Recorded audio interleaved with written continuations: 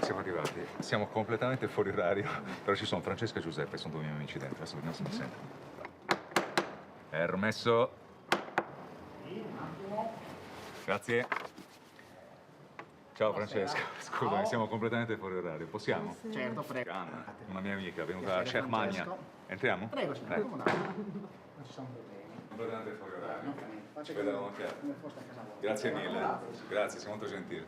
Allora, vedi, ti avevo fatto entrare, questa prima sala è un'esposizione, però io ti voglio portare nel cuore della vita di quel periodo, perché il cuore di tutta la casa della vita di quel periodo era la cucina, che è questa meraviglia qui, che è stata restaurata anche architettonicamente, ricreati tutti gli arredi del periodo.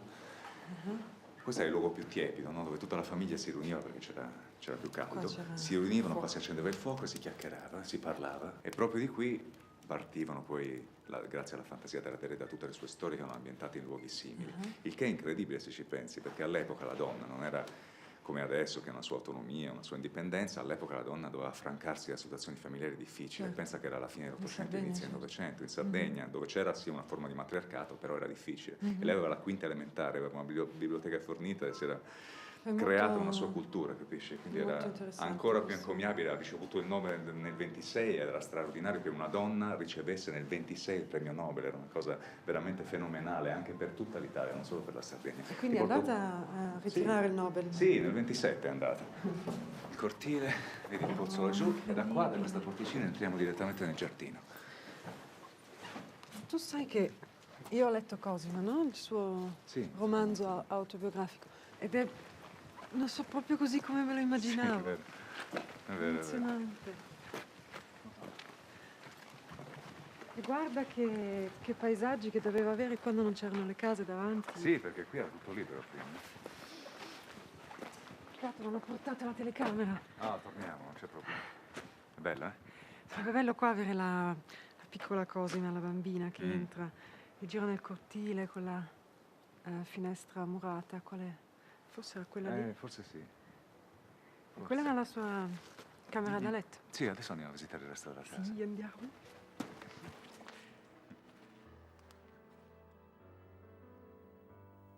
Ho vissuto coi venti, coi boschi, con le montagne.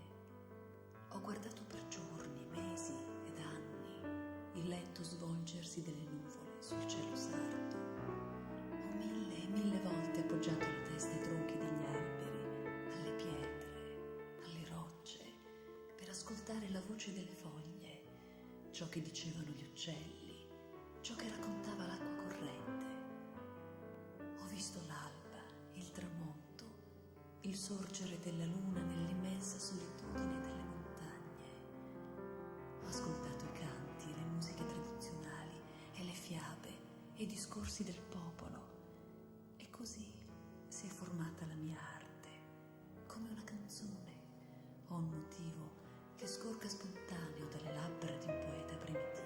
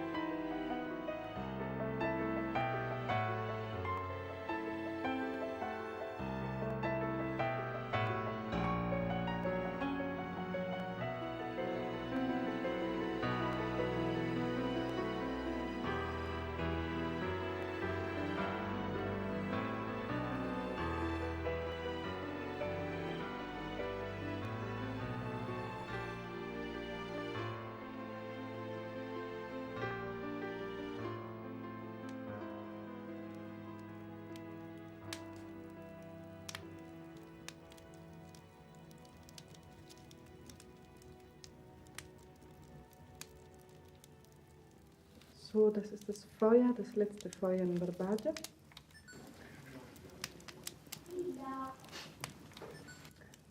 Und das ist unser Freund Salvatore. Salvatore. Com'è andata? Bene? Bene. Vieni. Ti devo dire grazie Grazie a te. Questo viaggio è stato molto faticoso, emozionante. Tutte queste immagini hanno impressionato la mia mente. Spero di riuscire a restituire queste emozioni quando tornerò con la troupe. Come sei carino. Torna presto, eh? Sì. Grazie.